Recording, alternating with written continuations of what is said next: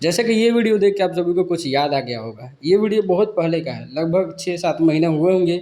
इस गाने को ऐसा लग रहा था कि कोई बॉलीवुड का बहुत बड़ा प्रोजेक्ट है, जिसमें आपको मनीष पॉल और एक बॉलीवुड एक्ट्रेस भी है वारीना हुसैन। और ये जो जब सामने आया ये गाना बन के, तब अभी पता चल रहा है कि ये एक गुटखा पान मसाला का ऐड है। इसका नाम है कैश गोल्ड।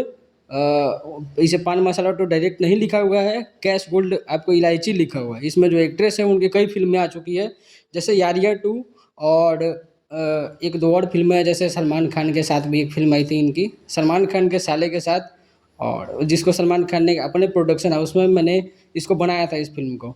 और उसके बाद जो है इतनी बड़ी एक्ट्रेस है, और जब साथ में बॉलीवुड एक्टर मनीष पॉल भी इसमें शामिल थे, तो ऐसा लगा कि कोई बॉलीवुड गाना होगा बहुत बड़ा। लेकिन ये कैश गोल्ड गुटखा का प्रचार है, जिसमें पवन सिंह है। और काफ़ी अच्छा वीडियो देख के लगा, आप लोग यूट्यूब पर जाकर सर्च करके देख सकते हो।